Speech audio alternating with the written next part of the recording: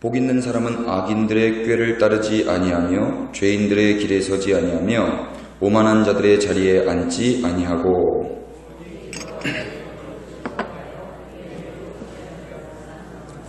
그는 시냇가에 심은 나무가 철을 따라 열매를 맺으며 그 잎사귀가 마르지 아니함 같으니 그가 하는 모든 일이 다 형통하리로다.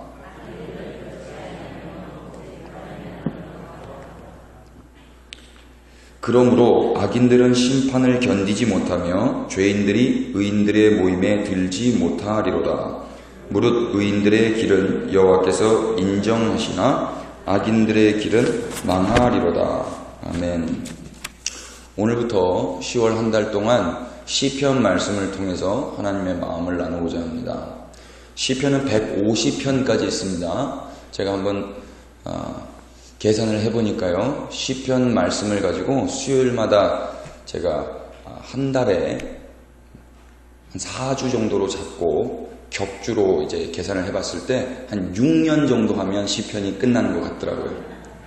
150편을 6년 동안 하면 매주 수요일마다 시편을 완성할 수 있습니다.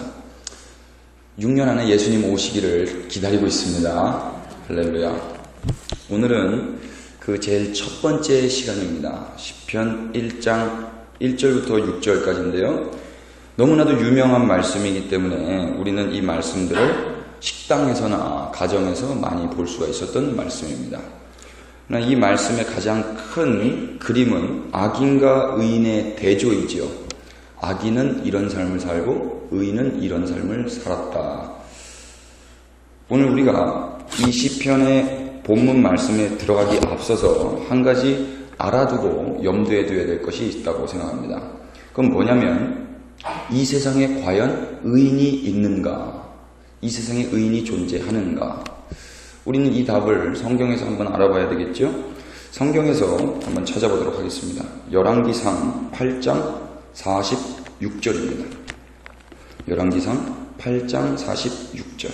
제가 읽겠습니다. 범죄하지 아니하는 사람이 없사오니 그들이 주께 범죄함으로 주께서 그들에게 진노하사 그들을 적국에게 넘기심에 적국이 그들을 사로잡아 원근을 막론하고 적국의 땅으로 끌어간 후에 앞부분에 범죄하지 아니하는 사람이 이 세상에 없다라고 성경이 이야기하고 있습니다. 한 구절만 더 찾아보시죠. 전도서 7장 20절입니다. 전도서 7장 20절 제가 읽겠습니다. 선을 행하고 전혀 죄를 범하지 아니하는 의인은 세상에 없기 때문이로다. 개역 개정 성경에는 이렇게 되어 있지만요, 이 개정 성경 이전에 개역 한글 성경에는 아주 없다라고 나옵니다. 의인은 세상에 아주 없다. 구약 성경에서도 두 군데를 찾아봤는데 의인이 없다라고 이야기를 하고요. 많은 분들이 알고 계신 신약 성경 로마서 3장 10절에는 의인이 없나니 하나도 없으며 라고 이야기하고 있죠. 우리는 진리의 말씀을 통해서 이 세상에는 의인이 없다라는 것을 확인했습니다. 이 세상에 의인이 있습니까? 없습니까? 없습니다. 그렇다면 오늘 이 시편의 말씀에 의인과 악인을 대조했을 때 이 세상에는 의인이 없다고 하는데 왜 이 시편에서는 의인과 악인을 대조하고 있을까요? 세상에 없는 사람을 대조해서 무슨 이유가 있겠냔 말이죠. 죄송합니다. 우리는 로마서 3장 10절의 말씀 이후에 나와 있는 그 말씀들을 통해서 이 세상에 의인은 없다고 하는데 새로운 의인이 등장한 것을 확인할 수 있습니다.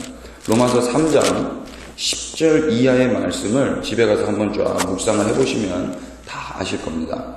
제가 로마서 3장 25절 26절을 읽겠습니다. 이 예수를 하나님이 그의 피로써 믿음으로 말미암는 화목제물로 세우셨으니 이는 하나님께서 길이 참으시는 중에 전에 지은 죄를 간과하심으로 자기의 의로우심을 나타내려 하심이니 곧 이때에 자기의 의로우심을 나타내사 자기도 의로우시며 또한 예수 믿는 자를 의롭다 하려 하심이라. 아멘. 의인이 없는데 예수 그리스도를 믿는 믿음으로 말미암는 의가 나타났다고 이야기합니다. 하나님께서 의인이 이 세상에 없는데 예수께서 의로움이 되셔서 의가 되셨고 그 의로운 예수를 믿는 자 역시 의인이 되었다라고 이야기를 하고 있어요. 이 세상에 의인은 없지만 예수님 때문에 의인이 다시 생겨나게 되고 그 예수님과 접붙인 자들도 동일하게 의인이라고 이야기하고 있는 겁니다. 만약에 우리가 예수님과 접붙여진 자라면 우리는 의인인 줄 믿습니다. 아멘이시죠? 예수님과 상관이 없다면 그 사람이 아무리 착하고 아무리 도덕적 율법적으로 훌륭한 사람이라고 해도 그분은 의인이 아닙니다. 맞습니까? 예. 오늘 이 시편 1장에서 의인과 악인을 대조를 하고 있는데 우리가 먼저 이것을 전제하지 않고 이것을 염두에 두지 않고 성경을 읽으면 우리는 이 말씀을 통해서 나도 의인이 될 수 있다 라는 가능성을 가지고 성경을 보게 되는 거죠. 성경은 이따가도 차차 이야기를 하겠지만 오늘 이 말씀을 다 완료형으로 되어 있습니다. 완료형이라는 것은 이미 끝났다라는 거죠. 완료되었다라는 겁니다. 악인은 이렇게 되었고 의인은 이렇게 되었다라고 이미 완료된 상태를 우리에게 가르쳐 주는 겁니다. 더 쉽게 이야기해서 이것은 의인이 되는 방법에 대한 이야기라고 하기보다는 의인은 어떤 사람이다라는 설명에 대한 이야기라고 이해하시는 게 좋을 것 같습니다. 예. 의인이 없는데 새로운 의인, 예수 그리스도, 또 그 예수 그리스도와 접붙인 우리 성도, 교회들이죠. 이 교회들의 삶이 어떤지에 대해서 설명하고 있는 거라고 생각하시면 되겠습니다. 그러니까 여러분들의 삶과 예수님의 삶을 생각하시면서 이 말씀을 보시면 재밌는 시간이 될 거라고 믿습니다. 이 전제를 가지고 우리는 시편 1장 1절부터 한번 의인과 악인에 대해서 알아보도록 하겠습니다. 먼저 1장 1절 다 같이 읽겠습니다. 시작. 복 있는 사람은 악인들의 꾀를 따르지 아니하며 죄인들의 길에 서지 아니하며 오만한 자의 자리에 앉지 아니하고. 아멘. 복 있는 사람이라고 이야기하고 세 가지를 안 한다고 이야기를 합니다.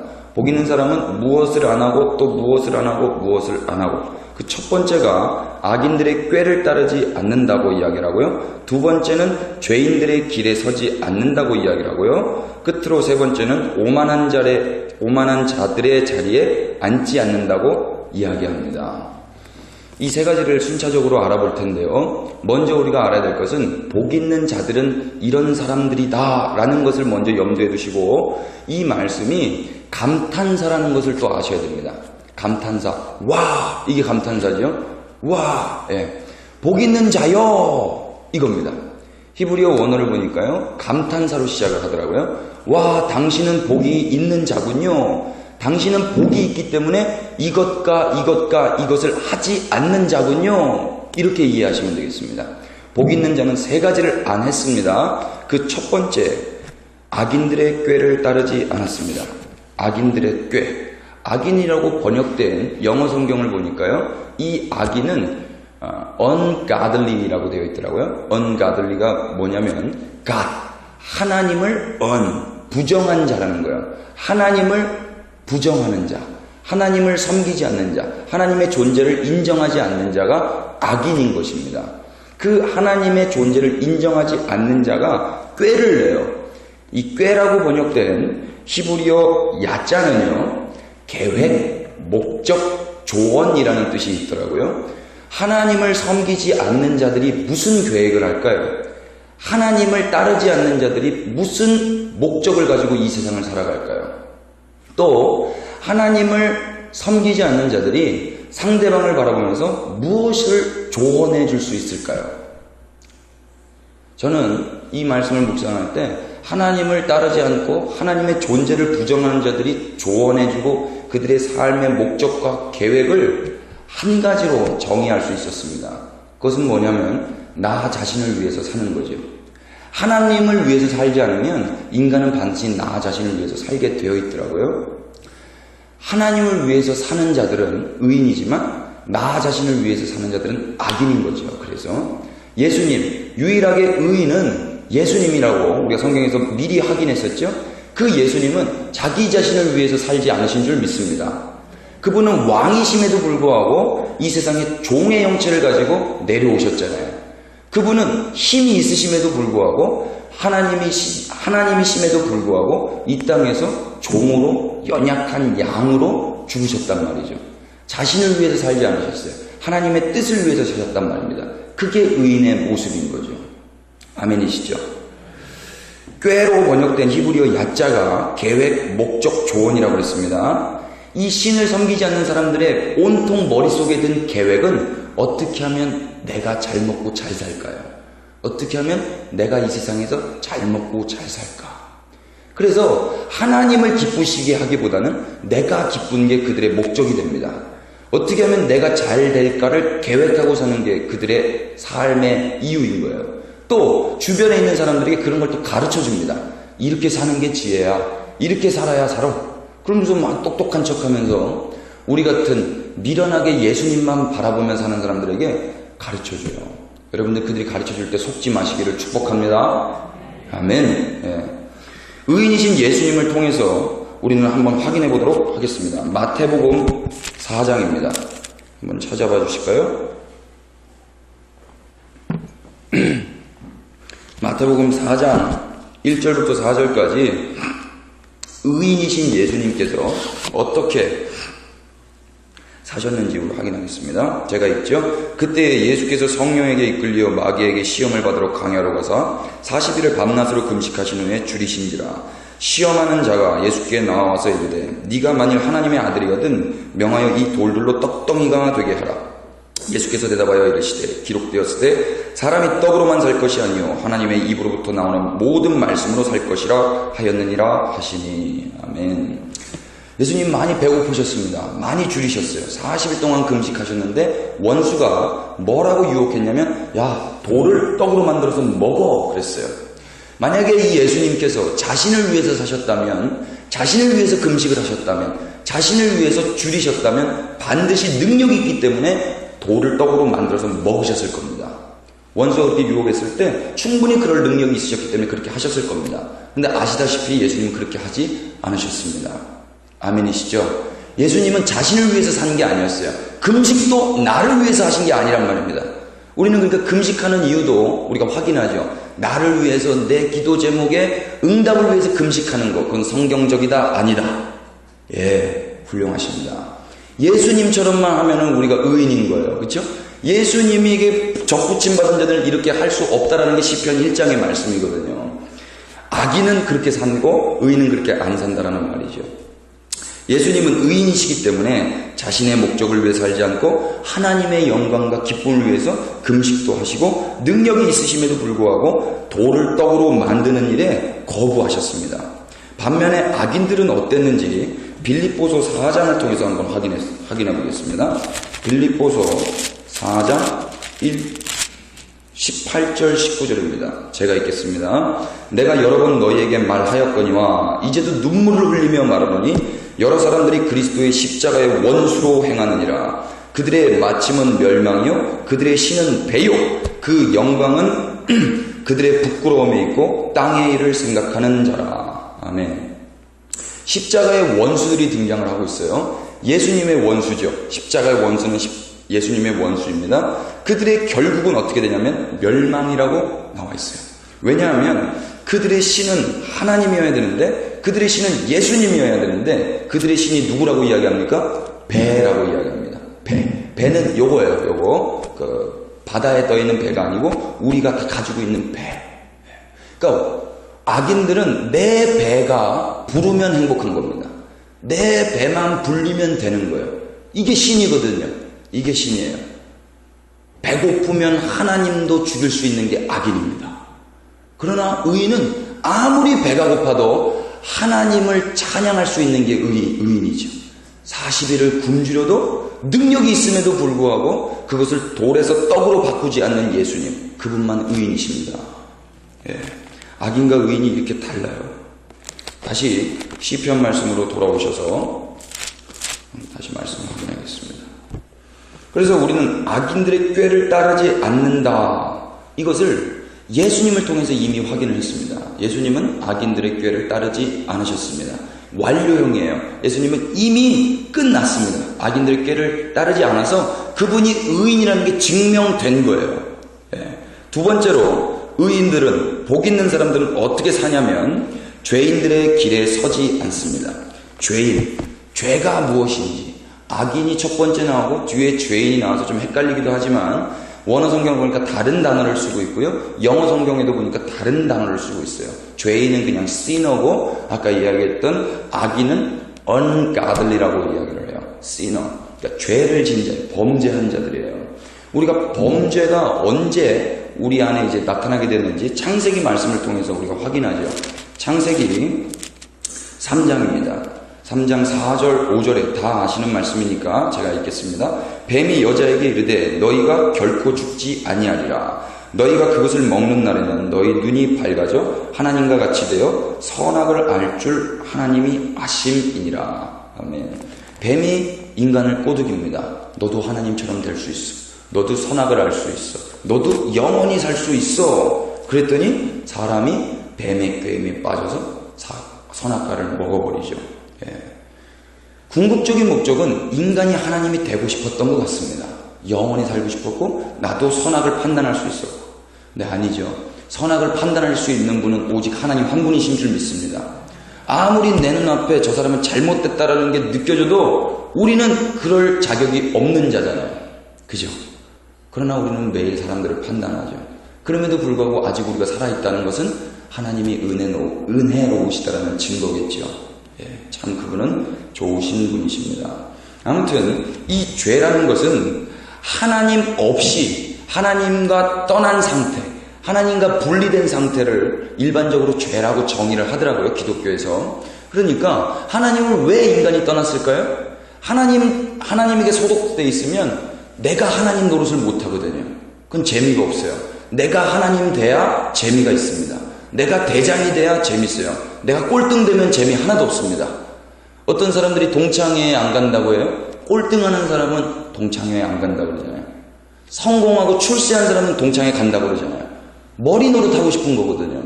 꼴이 된 사람들은 절대 안 가요. 그런데 성경은 그 반대지 않습니까? 머리가 이 세상에 꼬리가 돼서 죽기까지 섬겨준 게 기독교 아닙니까? 그게 의인이란 말이죠. 그게. 악인들은 어떻게든 내가 머리가 돼서 내가 왕되고 내가 대장 노릇하고 싶은 게 이 악인들의 세상이란 말이죠. 그게 죄인이란 말입니다. 이 죄인들이 길에 서지 않았다. 예수님은 그렇게 안 하셨다는 거예요. 예수님은 왕인데도 불구하고 하나님을 떠나서 분리된 상태에서 그분은 그렇게 사셨지만 절대로 이 세상에서 하나님과 떨어져서 살지 않으시고 하나님께 묻고 하나님께 기도하고 하나님께 울면서 이 공생애를 마치셨단 말입니다. 그래서 그분이 의인인 거예요. 우리가 오늘도 결론적으로 이야기하는 것처럼 주야로 하나님과 동행하면서 하나님과 묻고 동행하고 계시다면 예수님이 먼저 그 삶을 사셔서 우리가 그것에 접붙여서 그렇게 살 수밖에 없는 자들이기 때문에 우리도 동일하게 의인인 줄 믿습니다. 그러나 그게 아니고 내가 이 세상을 내 힘으로 살려고 그러고 내 방법으로 살려고 그러고 내 능력으로 살려고 한다면 우리는 죄송하지만 악인의 길에 서 있는 거란 말이죠. 죄인의 길에 서 있는 거란 말이죠. 길이라고 번역된 말이 재밌어요. 우리 한글에서도 길이라는 말은 방법, 태도 이런 말과 동의어로 쓰죠. 영어에서도 way라는 말은 방법이나 태도라는 말과 동의어로 씁니다. 그러니까 이 길이라는 건 죄인들의 방법, 죄인들의 태도, 죄인들이 선택하는 스타일이라고 번역해도 무방할 것 같아요. 죄인들은 무엇을 선택하고 죄인들은 어떤 스타일로 살아갈까요? 반드시 자기가 왕 되는 것을 선택하고요. 자기가 잘 되는 것을 추구하게 되었습니다. 그러나 우리 하나님은 왕임에도 불구하고 백마를 타셔야 될 분이 당나귀 타고 오셨단 말입니다. 나귀 중에서도 새끼. 동물 학대자들이 봤으면 반드시 신고 들어갑니다. 다 큰 어른이 나귀 새끼 타고 왔다고. 그러나 그것은 상징적으로 언약을 이루시기 위해서 스가랴 말씀을 이루시기 위해서 그렇게 한 것도 있지만 그 높으신 분이 이 세상에 그 모습으로 왔다라는 건 우리에게 시사하는 바가 있는 거예요. 내가 다 가지고 누릴 수 있는 자지만 내가 왕이지만 이렇게 사는 게 맞는 거야를 우리에게 그림으로 보여줬다고 저는 믿습니다. 벤츠가 타고 싶죠. BMW, 아우디가 타고 싶은데 우리는 그것이 우리에게 기쁨이 되는 게 아니고 비록 티코 마치드를 탄다 할지라도 우리 안에 예수 그리스도가 살아계시면 우리는 찬송할 수 있을 줄 믿습니다. 아멘 크게 하십시다. 예, 4호차를 제가 타고 가잖아요. 이 차는요, 계시록 차예요. 열면 닫을 자가 없고 닫으면 열 자가 없어요. 한 번 타면은 열리지가 않아요, 이 차는. 예. 그러니까 뭐 안에 있는 사람도 당황하고 바깥에 있는 사람도 당황하고. 그러나 우리 교회 4호차, 예, 영광의 4호차입니다. 예, 여러분 4호차 축복해 주시길 바랍니다. 탈 때마다 기도 많이 해주십시오. 불안불안합니다. 예. 그러나 예수님 계시면 괜찮은 거예요. 아멘이시죠? 예. 죄인들은 자신의 힘을 추구하고 죄인들은 자신의 능력으로 살아가지만 우리는 고백합니다. 주님이 우리의 힘이십니다. 예수 그리스도만 우리의 능력이십니다. 세상 사람들은 건강이 자신의 힘이라고 믿어요. 그래서 건강하면 힘 있다고 착각합니다. 그죠? 그리고 건강이 빠지면 힘이 없다라고 이야기를 해요. 말할 때도 아우 힘 빠져 이러잖아요. 그죠? 그런데 우리는 예수님이 힘이시기 때문에 건강이 빠져도 힘은 빠지는 게 아니잖아요. 그죠? 속으시면 안 되는 거예요. 건강 빠진 건 그냥 건강 빠진 겁니다. 예수 빠진 거 아닙니다. 예. 돈이 힘인 사람은 돈 빠지면 힘 빠져요. 주머니에 통장에 돈 빠져나가면 힘 빠져서 막 이렇게 벌벌 질질 이렇게 됩니다. 그러나 우리는 돈이 힘이 아니고 예수님이 힘이시기 때문에 우리는 돈 빠져도 통장 잔고 제로 돼도 힘있게 찬송할 수 있을 줄 믿습니다. 아멘. 예. 근데 현실에서 잘 안 되더라고요. 잘 안 돼요. 통장에 이게 잔고가 많으면 그냥 콧노래가 나오고요. 통장에 잔고가 조금씩 없어지고 오늘도 국민카드에서 문자 왔는데 연체됐다고 그러면 갑자기 막 힘들어져요. 근데 그때 또 믿음으로 일어나는 거죠. 돈이 힘 아니다. 예수가 힘이다. 이러고 일어나는 겁니다. 내가 의인이지. 이렇게. 예. 속지 마십시다. 아멘. 우리가 이 말씀을 또 예수님의 말씀을 통해서 확인해 보겠습니다. 마태복음 4장입니다. 5절부터 7절까지 한번 다 같이 읽어볼까요? 마태복음 4장 5절부터 7절 시작.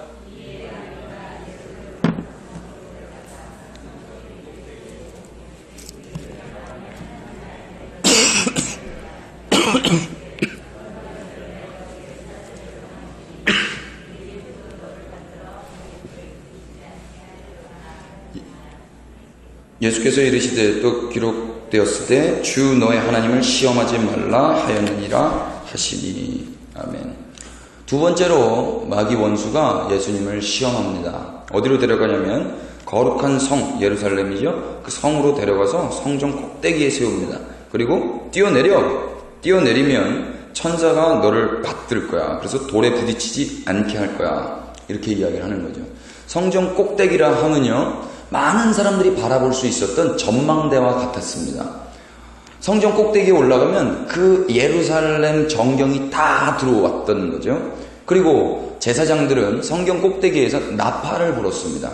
모든 사람들이 들을 수 있도록, 모든 사람들이 볼 수 있도록 사건이 터지고 전쟁이 나고 또 절기가 시작되고 끝날 때마다 나팔을 불었던 거예요. 또 이 유대인들은 어떤 믿음이 있었냐면요, 메시아가 도래하면, 메시아께서 오시면 이 성전 꼭대기에서 나팔을 불 것이다 라는 믿음이 있었던 거예요. 그래서 신약 성경 보면 천사장과 함께 큰 호령과 나팔 소리가 날 때 우리 주님 오신다고 사도 바울의 서신서들을 보면 나와 있잖아요. 유대인들에겐 그 믿음이 있었던 거예요. 그래서 예수, 네가 메시아니까 올라가서 뛰어내려, 많은 사람들이 보는 앞에서 네가 하나님의 아들이라는 걸 증명해 보여, 이렇게 유혹했단 말입니다. 죄인이었다면 반드시 뛰어내렸을 거예요. 바로 한 방에 스타가 될 수 있는 거거든요. 내렸는데 천사들이 받아서 올라갔다. 그러면 예수님은 진짜 하나님의 아들이라는 것을 그 당시에 바로 증명해 보일 수 있었을지 모르겠습니다. 그러나 하나님의 방법은 그게 아니었거든요.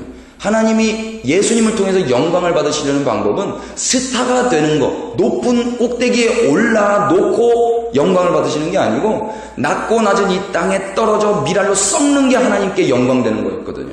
방법이 완전 달랐단 말입니다. 그래서 예수님은 죄인들의 방법, 죄인들의 길에 서지 않으시고 의인이시기 때문에 그 방법을 믿음으로 떨쳐내시고 하나님을 시험하지 마라, 말씀으로 마귀를 이기시는 거란 말입니다. 동일하게 우리 인생 가운데도 내 힘으로 살려고 그러고 내 능력으로 살려고 그러고 많은 사람들에게 내 능력을 뽐내서 그 뽐으로 인해서 살아가고 싶은 마음이 우리에게 너무나 많지요. 사람들이 나를 인정해주고 내가 이만큼 잘났고 내가 이만큼 능력이 있어서 내가 이런 사람이니까 날 좀 알아주십시오. 그래서 알아주면 행복하고 안 알아주면 이제 서운해지고, 이게 죄인들의 삶이라면 우리 의인들의 삶, 교회들의 삶, 예수에게 접붙인 우리들의 삶은 비록 사람들이 날 안 안아준다 할지라도, 사람들이 나를 모른다 할지라도 예수님, 의인 되신 예수님이 먼저 걸어가신 길 내가 또 따라가고 그 길 걸어가는 것을 그저 영광으로 살면서 사는 거, 이게 의인의 삶인 줄 믿습니다. 절대 속지 말자고요. 아무리 꼭대기에 올려놓고 여기서 뛰어내려 그러면 네가 왕 되는 거야. 예수쟁이니까 모든 병에서 다 나야 돼. 그래야 하나님의 살아계심을 증거하게 될 거야. 정말 그러면 너무 좋겠지요. 그것도 하나님의 방법일 수 있겠지만 그게 전부는 아니란 말입니다. 아멘이시죠? 저희 아버지도 제가 기도했는데 안 살아나시더라고요. 정말 살아나셔서 하나님께 영광 돌려주십시오 그랬는데 안 살아나셨어요. 죽음을 통해서 저는 믿는 게 있어요. 아버지가 죽었기 때문에 제가 오늘 존재하는 것 같습니다. 예수께서 죽으셨기 때문에 우리가 존재하는 것처럼 말이죠. 그러니까 우리가 원하는 대로 인생이 풀리지 않는다고 해서 슬퍼하거나 노여워하지 말자고요. 당황하거나 원망하지도 말자고요. 믿음대로 성경대로 잘 가고 있는 거니까 나도 의인의 대열에 올라왔구나 하면서 주님을 찬양하고 영광 돌리시면 되는 것 같습니다. 아멘입니다. 다시 시편 말씀으로 돌아오시죠. 셋째로 의인이신 복 있는 자, 예수님이죠. 또 교회 성도들입니다. 그들이 안 한 게 있습니다. 그게 뭐냐면 오만한 자들의 자리에 앉지 않았습니다. 오만한 자라고 번역된 히브리어는요, 비웃다, 조롱하다, 희롱하다 라는 뜻이 있어요. 그게 오만한 자예요. 그러니까 동사로, 오만한 자는 명사잖아요. 동사로 오만한 자들이 어떻게 행동을 하냐면 비웃고 조롱하고 희롱해요. 제가 이 말씀을 묵상할 때 나는 과연 그러면 언제 비웃고 언제 조롱하고 언제 희롱할까 한번 생각을 해봤어요. 생각을 해봤더니 제가 힘이 있을 때 저보다 힘이 없는 사람을 비웃더라고요. 여러분도 한번 잘 한번 생각해 보세요. 제가 저희 어머니가 이 스마트폰으로 바꾸셨어요. 67세 된 할머니가 스마트폰 하기 쉬울까요? 쉬울까요? 답은 없습니다. 되게 어렵습니다. 저희 어머니 이것 때문에 병나셨어요. 진짜 병나셨어요. 완전 병나셔가지고 다시 옛날 걸로 돌려달라고 막 그러셨거든요. 아무리 좋은 거라도 자기가 이게 하지 못하니까 병나는 거예요. 그래서 제가 그거를 가르쳐 드려야 되는데 얼마나 답답한지요. 그게 오만한 자인 거예요, 제가 오만한 자인 거예요. 그러니까 답답한 게 제가 비웃고 있는 거거든요. 그것도 못해 이러면서 말은 안 했지만 제가 힘이 있는 거거든요. 그러니까 그것도 못해? 그것도 없어? 그것도 몰라? 이러잖아요. 그게 다 조롱하고 비웃고 희롱하고 있는 거거든요. 내가 있으니까 나보다 없는 자는 그것도 없니? 이렇게. 내가 배웠으니까 나보다 못 배운 사람은 그것도 모르니? 이렇게. 내가 가지고 있으니까 나보다 없는 사람 그것도 없어? 이렇게. 오만한 자는 그렇게 했다라는 거예요. 예수님 한번 생각해 보세요. 예수님 그러셨나요? 예수님 왕이잖아요. 모든 걸 다 가지고 계세요. 저한테 한 번도 야 민규야 너 그것도 없냐? 이러신 적 없습니다. 여러분들에게는 어떠세요? 야 너는 물 위로도 못 걷네?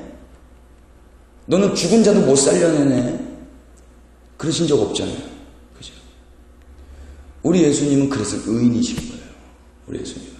동일하게 우리의 노력과 행위로 우리가 의인이 된 게 아니고 믿음으로 은혜로 우리가 의인의 대열에 올라섰다면 우리 안에 예수님이 계시는 거죠. 우리 안에 그 예수님이 계시다면 우리도 우리의 삶을 살아갈 때 동일하게 그런 삶이 나타나야 되는 줄 믿습니다. 문제는 그 삶이 안 나타난다는 게 문제예요. 그래서 기도하는 거예요. 하나님 어떻게 그럴 수 있습니까? 예수님이 나와 함께 죽고 이제 나와 영원히 더불어 산다고 하셨는데 어떻게 나는 오늘도 내 사랑하는 어머니가 스마트폰 조금 못한다고 그것도 모르냐고 조롱할 수 있습니까? 저희 아버지가 상당히 건강하셨어요. 상당히 건강하셨는데 한 번도 안 아픈 그런 건강 체질들 있잖아요. 그리고 되게 바쁘게 열심히 사셨거든요. 근데 저희 어머니는 되게 골골대셨거든요. 맨날 아프셨어요. 매일매일 아프셨어요. 정말 쉬지 않고 아프셨습니다. 그랬더니 저희 아버지가 뭐라고 말씀하시냐면 아플 시간이 어딨나 그러셨어요. 상당히 상처되는 말이죠. 그래놓고 48세에 돌아가셨습니다. 저희 어머니 아직도 살아계십니다. 예. 그러니까 자기가 힘이 있을 땐 아픈 게 이해가 안 되는 거예요.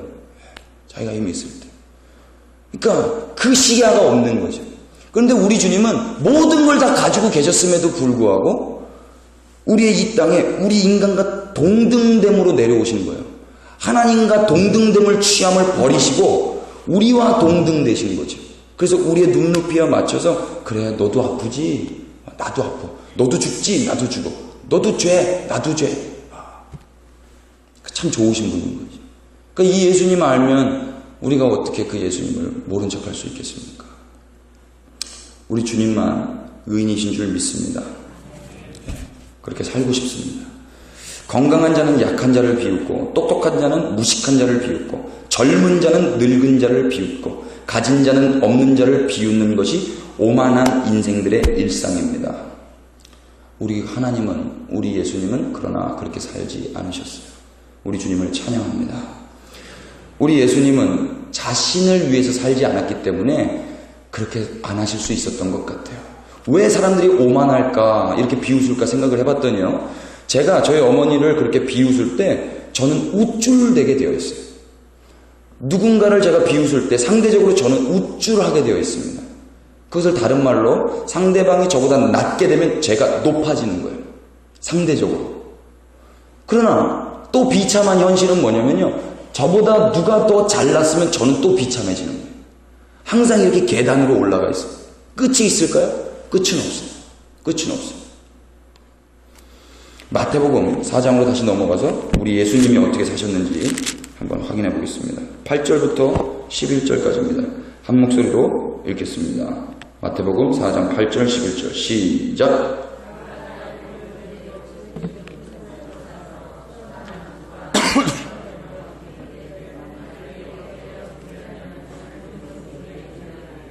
이에 예수께서 말씀하시되 사탄아 물러가라 기록되었으되 주 너의 하나님께 경배하고 다만 그를 섬기라 하였느니라. 이에 마귀는 예수를 떠나고 천사들이 나와서 수종드니라. 아멘. 이제 마지막으로 세 번째로 마귀가 우리 예수님을 시험하는 장면인데요. 높은 산에 올라가서 천하만국을 보여줍니다. 그리고 절만해. 그러면 이 영광 다 너한테 줄게. 그래요. 근데 하나님은, 예수님은 자신의 영광을 위해서 사신 분이 아니시기 때문에, 자신을 위해서 사신 분이 아니기 때문에 원수에게 절하지 않고 이 영광을 가감하게 거부할 수 있었던 거예요. 오만한 자들은요, 내가 남을 비웃으면서 자신이 우쭐대고 자신이 영광을 챙겨가요. 나 이런 사람이야. 나 너보다 이런 거 더 갖고 있고 너보다 이렇게 똑똑하고 너보다 이렇게 힘이 많은 사람이야 하면서 우쭐대는 그 영광을 챙겨가는 자들이 오만한 자란 말입니다. 근데 예수님은 영광을 자신의 것으로 챙기지 않았어요. 모든 영광을 하나님께 돌렸습니다. 그러고 나서 죽으신 거예요. 그러나 그 죽음 이후에 우리는 기도를 통해서 하나님의 이름으로 기도합니까? 예수님의 이름으로 기도합니까? 영광은 예수님이 받는 거예요.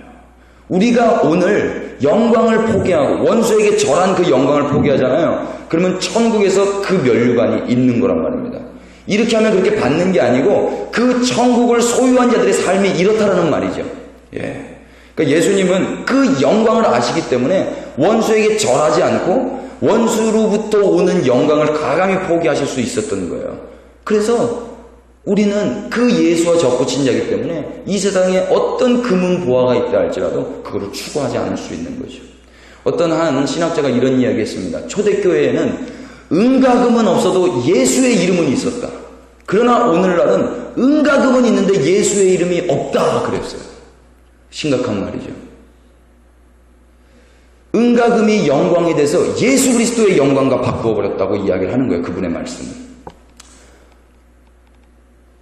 우리 교회는 아닌 줄 믿습니다. 예. 다시 시편 말씀으로 돌아와서 1장 2절에 보면 이제 긍정적으로 오직 여호와의 율법을 즐거워하여 그의 율법을 주야로 묵상하는도다. 복 있는 사람, 의인이 긍정적으로 하는 일이 있다고 해요. 그게 뭐냐면 여호와의 율법, 토라입니다. 그 율법을 즐거워하여 그의 율법을 밤낮으로 묵상한다고 합니다. 첫 번째, 율법을 즐거워했답니다. 율법. 법을 즐거워하는 사람이 제정신일까요? 법은 항상 부담스럽고 억압되는 거잖아요. 법. 오늘도 우리 좋지 않은 편지가 한 통 날라왔습니다. 우리 사무실에 위반 딱지, 속도 위반 딱지가 날라왔습니다. 법을 어겼기 때문이죠. 법은 항상 우리를 긴장하게 하는 거예요. 그죠? 그러나 여기에 의인은 법을 즐거워했답니다. 하나님의 법, 솔직하게 이야기해보자고요. 즐거우십니까? 즐거우십니까? 즐거우시죠? 즐거우셔야 의인인 거예요. 의인은 법을 즐거워한답니다. 제가 곰곰이 생각을 해보니까 어떻게 하면 법이 즐거울 수 있을까? 어떤 사람이 법을 제정했는지를 알면 다를 것 같아요. 만약에 제가 미워하는 사람이 법을 정했어요. 그러면 법이 즐거울 수 있을까요? 없겠죠. 근데 제가 사랑하는 사람이 법을 만들었습니다. 그러면 그 법은 즐거울 수 있을 것 같아요. 저희 집사람이 성경을 보다가 이런 이야기를 했었어요. 저 청년들하고 몇 번 나눴었는데 성경의 하나님은 왜 자꾸 우리한테 나만 바라보라고 그러고 내 말만 들으라고 그러고 내 뜻대로만 살라고 그러고 이렇게 우리를 요구하시냐고 그러시는 거예요. 그래서 제가 이렇게 이야기를 했습니다. 저희 집사람이 영화배우 조인성 씨를 좋아합니다. 그래서 윤하자매 조인성 형제 좋아하죠? 그랬더니 아무 말도 안 해요. 좋아한다고 그러면 제가 시기할까봐. 만약에 조인성 형제가 그대에게 와서 나만 바라봐, 내 말만 들어, 내 뜻대로만 살아야 돼, 너는 내 손만 잡고 있어야 돼, 내 얼굴만 바라보고 있어야 돼, 이렇게 했다고 칩시다. 그랬더니 뭐 대답하기도 전에 그냥 웃고 있더라고요. 이미 입이 귀에 걸렸어요. 하나님이 좋으면 하나님이 우리한테 나만 바라봐, 넌 내 말만 들어, 너는 어디 가면 안 돼, 좌우로 치우치면 안 되고 내가 가라는 곳만 가야 돼. 이게 부담일까요? 좋은 거예요. 좋은 거예요. 그죠? 그러니까 율법을 즐거워하지 않는다는 말은 율법에 문제가 있는 게 아니고 우리가 그 율법을 정하신 하나님을 미워하고 있다는 걸 먼저 아는 게 빠를 겁니다. 그걸 먼저 알고 하나님, 제가 하나님을 미워했네요. 하나님을 좋아하지 않았었네요. 죄송합니다. 잘못했습니다. 이렇게 기도하는 게 빠를 거란 말이죠. 저희 집사람이 그리고 나서 이제 저한테 미안했는지 그냥 슥 들어가더라고요. 예. 하나님은 우리를 사랑하시기 때문에 법을 제정하신 줄 믿습니다. 그래서 우리는 그 사랑하시는 하나님이 야, 나랑 좀 사랑하자, 나랑 좀 같이 좀 있자, 이 법을 정하신 걸 즐거워할 수 있는 거예요. 예수님은 자신이 다 억압됐음에도 불구하고 즐거우셨잖아요. 왕인데도 불구하고 그걸 다 누리지 못했음에도 불구하고 즐거우셨을 거란 말이죠.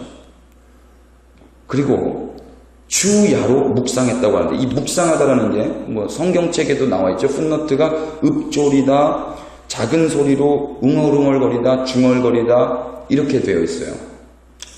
사랑하는 사람이 그 조인성 씨가 우리 집사람한테 와가지고 사랑합니다. 당신 나만 바라봐야 됩니다. 이제 어디로 가시면 안 돼요. 제 호주머니 안으로 들어오세요. 이렇게 했다고 생각해 보십시오. 우리 집사람이 항상 읊조리지 않겠어요? 어디를 가든지 그 생각에 미치지 않겠습니까? 하나님께서 이 성경을 통해서 우리를 얼마나 사랑하시는지 예수님을 통해서 증거해 주셨잖아요. 원수된 우리를, 죄인된 우리를 예수님이라는 분이 하나님이신데도 불구하고 우리를 사랑해 주셔서 사랑이 뭔지를 가르쳐 주셨잖아요. 그걸 알면 우리는 밤낮으로 그 사랑을 읊조리게 된단 말이죠. 새벽기도 나오셔야 되겠죠. 새벽기도 나오셔서 하나님 사랑합니다. 고맙습니다. 밤에도 심야기도 나오셔야 되겠죠. 사랑하니까 나오는 거, 사랑하니까. 3절입니다. 다 같이 읽죠. 시작. 그는 시냇가에 심은 나무가 철을 따라 열매를 맺으며 그 잎사귀가 마르지 아니함 같으니 그가 하는 모든 일을 다 형통하리로다. 아멘. 이 말씀도 동일하게 형통할 수 있는 방법에 대해서 이야기하는 것이라고 보기보다는 형통한 자의 모습이라고 보시는 게 바람직할 것 같습니다. 여러분 한번 상상해 보자고요. 지금 예를 들어서 한 나무, 시냇가에 심은 나무를 예를 들어서 설명하고 있는 거잖아요. 그러니까 그 나무를 한번 상상해 보자고요. 여러분들이 나무가 됐다고 생각을 해보세요. 또 열매가 됐다고 생각해 보세요. 여러분이 잎사귀가 영원히 마르지 않기 위해서 시냇가 어디 좋은 물 없나 이렇게 찾고 다니시다가 아 저기 물이 좋네 해서 여기 심겨 있는 데서 여러분이 막 뽑혀가지고 절로 가가지고 꽉 심겼다고 생각을 해보세요. 이런 일은 있을 수가 없는 거잖아요. 그죠? 그래서 내가 형통했다라고 고백할 수 있는 게 아니잖아요. 그러니까 형통할 수 있는 방법에 대해서 이야기하고 있는 게 아니고 형통한 자는 어떤 삶을 살고 있습니다라는 설명이란 말이죠. 그것은 묘사라는 거죠. 우리는 이 말씀을 요한복음 15장을 통해서 구체적으로 확인했었어요. 요한복음 15장에는 하나님이 농부 되시고 예수님이 포도나무 되시고 우리는 가지라고 이렇게 예수님이 친히 비유로 말씀해 주시죠. 농부가 베테랑 중에 베테랑입니다. 전지전능해요. 농부가 A급 중에 A급입니다. 그러면 그 농사 대박 날 수 있겠죠. 더하기 상품이 씨앗이 A급 중에 A급입니다. 최상급의 포도나무 씨예요. 포도씨입니다. 예수님이라는 그 포도나무 씨. 최고의 농부와 최고의 포도나무가 만났습니다. 거기서 나오는 열매가 잘못될 수 있을까요? 없는 거죠. 우리가 가지라고 그러잖아요. 우리 안에 그 최고의 농부와 최고의 씨가 만나서 우리는 거기에 접붙임 받아서 우리는 열매 맺는 가지들이거든요. 우리는 그러면 형통할 수밖에 없는 거잖아요. 그쵸? 문제는 그 최고의 농부와 최고의 씨를 믿지 않는 거죠. 믿지 않고 그 가지에서 어떻게, 그 나무에서 어떻게든 떨어져 나와서 내가 한번 내 인생을 형통하게 살아보겠다고 하는 것, 이게 죄인들의 인생이란 말입니다. 하나님을 떠나 내가 하나님 되고 내 능력으로 인생을 살아보려고 하는 악인 죄인. 그러나 예수님은 그렇게 안 사셨단 말이죠. 믿음의 의인들, 선배님들도 그렇게 안 사셨단 말이죠. 믿음으로 사셨다고 하죠. 오직 의인은 믿음으로 말미암아 살리라. 오늘 우리는 좀 갑갑할 수 있어요.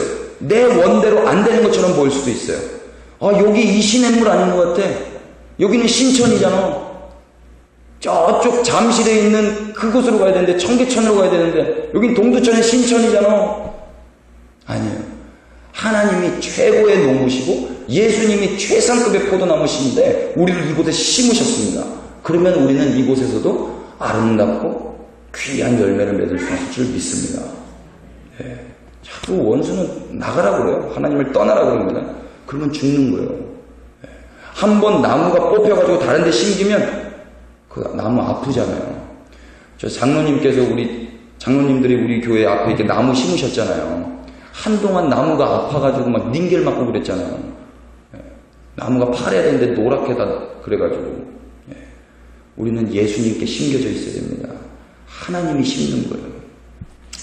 하나님만 농부시고 예수님만 포도나무시고 우리가 열매라는 걸 믿으면 우리의 삶은 형통할 줄 믿습니다. 예. 근데 반면에 악인들은 어떻게 되냐면요. 바람에 나는 겨와 같아요. 예. 바람에 나는 겨. 자유롭죠. 겨니까 바람에 나니까 바람. 남자들이 바람 핀다고 그러잖아요. 요즘엔 자매님들도 바람을 핀다고 그러는데 자유로운 거죠. 바람. 저도 한때 바람일 때가 있었어요. 바람이고 싶었을 때가 있었습니다. 얼굴이 이 정도 생기면은 자매들이 가만 안 놔둬요. 그래서 하나님이 머리를 다 뽑으신 줄 믿습니다. 머리를 뽑았는데 하나님이 죄송합니다. 아무튼 이 바람 자유로운데 우리는 하나님이 심겨놓은 그 자리에 조금 부자연스럽다 할지라도 자유롭지 않다 할지라도 그게 은혜고 그게 형통이기 때문에 거기에 있는 거예요. 그런데 악인들은 자유롭게 날아다니기를 원하는 거죠. 바람에 나는 겹쳐서. 우리가 이 모습을 창세기에서 재밌게 한번 확인할 수 있습니다. 창세기 8장 6절에서 9절 한번 보시죠. 창세기 8장 6절 9절 제가 읽겠습니다. 40일을 지나서 노아가 그 방주에 있는 창문을 열고 까마귀를 내놓음에 까마귀가 물이 땅에서 마르기까지 날아 왕래하였더라. 그가 또 비둘기를 내놓아 지면에서 물이 줄었는지를 알고자 하며 온 지면에 물이 있으므로 비둘기가 발붙일 곳을 찾지 못하고 방주로 들어가 그에게로 오는지라. 여기까지만 읽겠습니다. 다 아시는 내용일 겁니다. 여기에서 까마귀와 비둘기가 등장을 하죠. 하나님께서 물로 심판한 뒤에 노아에게 방주를 만들어서 그 안에 암수 한 쌍씩 동물들을 넣고 노아의 가족들이 탔었죠. 어느 정도 홍수 심판이 끝나고 나서 노아가 바깥이 어떤지 알아보기 위해서 첫 번째로 까마귀를 내놓습니다. 까마귀가 돌아옵니까? 안 돌아옵니까? 안 돌아와요. 성경이 뭐라고 이야기하냐면 물이 땅에서 마르기까지 날아 왕래했다라고 이야기를 합니다. 여러분, 피조물이 한 가지 동작을 계속해서 유지할 수 있을까요? 없어요. 하나님만 한 가지 동작을 유지하실 수 있습니다. 그래서 하나님이 신실하신 건데요. 한 가지 예를 들어보겠습니다. 소리. 제가 한 가지 소리를 유지할 수 있습니까? 없어요. 끽해봤자 1분, 2분입니다. 힘. 아무리 세게 때려도 이 힘은 가다가 멈춰버려요. 지면에 닿으면 그냥 끝나는 겁니다. 그죠? 점프. 제가 높이 뛰었다가 내려오잖아요. 그죠? 공중에 오래 떠 있을 수가 없어요. 그잖아요. 감정은 어떻습니까? 사랑. 우리가 한 가지 사랑이란 감정을 가지고 매일매일 똑같이 유지된 상태에서 살아갈 수 있을까요? 저는 우리 하연이 다인이를 사랑하죠. 제 새끼니까. 그런데 이놈들이 제 말 안 들으면 밉더라고요. 막 똥기저귀 갈아주려고 하는데 그 똥기저귀를 저한테 바르면서 도망갈 때 정말 때리고 싶더라고요. 이놈이 널 살리려고 하는데 네가 나를 모른 척해. 그러니까 막 속상하단 말이죠. 그런데 하나님은 안 그러세요. 하나님은 한 가지 동작, 그 사랑이라는 성품을 가지고 어제나 오늘이나 내일이나 영원히 불변하신 줄 믿습니다. 그래서 하나님인 거예요. 인간은 그럴 수가 없는 거예요. 그러면 까마귀가 어떻게 물이 마를 때까지 나를 수 있었을까요? 저희 집사람이 이 말씀을 또 보고 저한테 질문을 하는 거예요. 와, 까마귀 힘 되게 좋네요. 까마귀는 어떻게 이렇게 날 수 있었을까요? 그러는 거예요. 그때 알았어요. 까마귀는 어떻게 날 수 있었을까? 여러분, 이때는요, 땅에 지면이 없었다고 그러잖아요. 지면이 없는데 까마귀가 어떻게 날아요? 까마귀는 오리가 아닙니다. 물에 뜰 수가 없어요. 까마귀는 물 위에 떠있는 시체를 밟았을 것입니다. 부정한 거죠. 시체는 부정한 거예요. 닿으면 안 되는 거예요. 그런데 그 시체를 닿고 거기서 고기를 뜯어 먹었겠죠. 방주 안에는 먹을 게 제한되어 있었을 거예요. 나뿐만 아니라 다른 사람들도 갇혀져 있기 때문에 어쩌면 경쟁이 있었을지도 모르겠어요. 그리고 깜깜했을 겁니다. 방주 안에는. 그런데 문 열고 나와봤더니 이거는 완전 내 세상. 바람에 나는 겨죠. 자유죠, 자유. 그리고 내가 먹고 싶은 고기 경쟁자 없이 그냥 내가 마음대로 먹을 수 있어요. 그러나 문제는 이것은 부정한 거예요. 부정한 거기 때문에 거기는 발을 대면 안 되는 거란 말입니다. 그러나 자유가 좋아서 내가 먹고 싶은 거, 내 배를 채우기 위해서 까마귀는 먹습니다. 반면에 비둘기는 어떻게 이야기할까요? 9절입니다. 온 지면에 물이 있으므로 비둘기가 발붙일 곳을 찾지 못하고, 똑같이 봤는데 비둘기는 발붙일 곳을 찾지 못했답니다. 여러분, 우리는 까마귀입니까? 비둘기입니까? 비둘기인 줄 믿습니다. 맞든 안 맞든 믿음으로 아멘 하십시다. 이런 건 아멘 하셔야 됩니다. 그래서 우리는 세상이 아무리 좋고 먹을 게 많고 자유가 우리에게 온다 할지라도, 야, 그건 부정한 거야. 이것은 내가 발붙일 곳 아니야. 이것은 내가 있을 곳이 아니야 하고 다시 캄캄하고 제한되고 먹을 게 없는다 할지라도 방주 안으로 날아 들어와야 되는 거예요. 그게 생명 사는 겁니다. 교회에 오면 이거 하지 마라, 이거 하지 마라, 이거 하지 마라. 이게 갑갑하죠. 그러나 이게 사는 길이란 말입니다. 세상 나가면 술도 마셔, 담배도 피워, 탈세도 해, 이것도 해, 저것도 해, 이것도 해, 저것도 해 하지 않습니까? 그러나 그것은 잠깐이에요. 잠깐. 영원한 생명이, 영원한 영벌이 있다는 걸 모르는 거죠. 이게 바로 악인들의 삶이에요. 바람에 나는 겨와 같은 까마귀들의 삶. 그들의 결과는 어떻게 되냐면요, 5절입니다. 그러므로 악인들은 심판을 견디지 못하며 죄인들이 의인들의 모임에 들지 못하리로다. 이 견디다라고 번역된 히브리어 쿰입니다. 쿰. 달리다 쿰 하잖아요. 달리다 쿰. 소녀야 일어나라. 이 쿰이 일어나다라는 뜻이거든요. 서다, 스탠드라는 뜻이 있어요. 그러니까 견디다라는 건 서지 못하다라는 거예요. 그러니까 하나님께서 심판하실 때 서지 못하는 거예요. 바람에 나는 겨니까, 중심이 없으니까, 진리가 없으니까, 내 안에 의인이신 예수 그리스도가 없으니까 흔들 하는 거란 말이죠. 그래서 그들은 의인들의 모임에 들어갈 수가 없는 거예요. 아무리 주여 주여 외쳐도 예수님이 모른다 그러면 끝이죠. 6절 다 같이 읽겠습니다. 시작. 무릇 의인들의 길은 여호와께서 인정하시나 악인들의 길은 망하리로다. 아멘. 인정하시다. 이게 인정하시다라고 번역된 히브리어가 야다예요. 야다 많이 들어보셨죠? 알다라는 뜻입니다. 남자와 여자가 결혼해서 합방하는 거. 남자가 여자가 그냥 표면적으로 아는 게 아니고 결혼해서 부부 생활을 하면서 알아가는 거. 그러니까 하나님이 이 의인들은 그렇게 결혼해서 알아주신다는 거예요. 왜냐하면 우리가 언약식, 예수 그리스도와 함께 언약 백성이라고 그러잖아요. 예수 그리스도가 새 언약의 중보자 되셔서 구약에서 언약이 파기된 것을 예수님이 회복하시면서 우리가 다시 언약 백성으로 편입됐지 않습니까? 그런 것처럼 하나님이 우리를 알아주시는 거예요. 어떻게 알아주실까요? 널 보니까 네 속에 예수가 있구나. 널 보니까 네 속에 의인, 내 아들 예수가 있구나. 그러면 너도 내 아들이다. 너도 내 딸이구나. 이렇게. 의인은 그렇게 알아주시는 거예요. 그게 인정이에요. 그런데 악인은 너는 예수가 안 보이네. 그 의인이 안 보이네. 너는 보니까 악인들의 길에 서 있고 오만한 자리에 앉아 있고 죄인들의 길로 걸어가고 있구나. 너는 까마귀로 자유롭게 날아가고 있구나. 비록 내 아들들은 배고플지는 몰라도 갑갑할지는 모르고 비록 조금 불편할지는 몰라도 방주라는 구원의 방주 속에서 그렇게 내 말에 순종해서 살아가. 너는 내 아들이 아니구나. 그래서 그 의인들의 모임에 들어오지 못하는 거야. 여러분 자유롭게 악인이고 싶으세요? 조금 불편하게 의인이고 싶으세요? 네. 아름다운 구속을 받으시는 의인이시기를 축복합니다. 예수님께서 우리를 구속하시는 이유는 우리 잘 되라고 그러신 줄 믿습니다. 네. 우리가 의인이라고 하나님께 증명해 보일 수 있으려면 우리가 악인의 꾀를 따르는 자리에 서봐야 되고요. 죄인의 길에 서 있는 그 길목에 서 있어 봐야 되고요. 오만한 자리에 그 자리 앞에 서 있어 봐야 됩니다. 이 자리에서 우리가 어떻게 사는지, 어떻게 결정하고 어떻게 행동하는지 그때 하나님 저 의인이죠? 저 악인이죠가 드러나는 거예요. 원수마귀는 그래서 우리를 그렇게 올려놓고 시험하고 넘어뜨리려고 하는 겁니다. 그런데 속지 마십시오. 예수님 우리 안에 계셔서 예수님이 이미 이것을 완료형으로 다 이루신 줄 믿습니다. 그거 믿으시면 되는 거예요. 조금 넘어져도 그 믿음으로 다시 쿵 일어나시면 되는 겁니다. 이번 한 주간도 그렇게 의인 예수님 믿음으로 의인의 대열에 편입되셔서 오직 예수님께만 영광되고 악인들의 삶을 쳐다보지도 않는 그런 귀하고 복된 성도님 되시기를 축복합니다. 한 목소리로 기도하시죠. 예수님이 의인 되심으로 우리가 은혜로 의인의 대열에 오르게 되었습니다. 복 있는 자요, 당신은 악인들의 꾀를 따르지 않는군요. 당신은 죄인들의 길에 서지 않는군요. 당신은 오만한 자리에 앉지 않는군요. 예수님 당신이 그렇게 사셨습니다. 감사합니다. 예수님 때문에 우리도 이제 그렇게 살 수 있을 줄 믿습니다.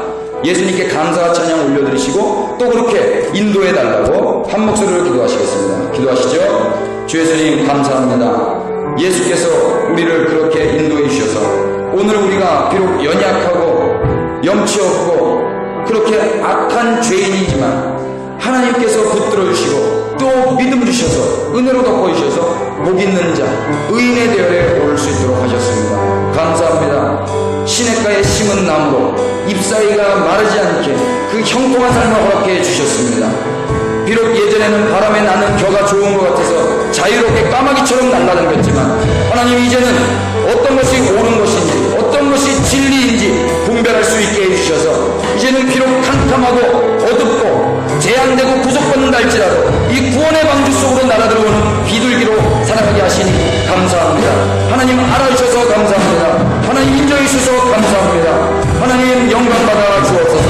예수님 영광받아 주옵소서. 그 영광 홀로 받아 주옵소서. 주 예수님, 주님은 의인이십니다. 주님만이 의인이십니다. 하나님 그 의인 되신 예수님을 믿음으로 말미암아 우리도 의인된 삶 살아갈 수 있도록 인도하여 주옵소서. 그렇게 이끄실 주님을 기대하고 예수 그리스도 이름으로 기도합니다. 아멘. 같이 주기도문 하시죠. 하늘에 계신 우리 아버지의 이름을 거룩하게 하시며 아버지의 나라가 오게 하시며 아버지의 뜻이 하늘에서와 같이 땅에서도 이루어지게 하소서. 오늘 우리에게 용할 양식을 주시고 우리가 우리에게 잘못한 사람을 용서하여 준 것 같이 우리의 죄를 용서하여 주시고 우리를 시험에 빠지지 않게 하시고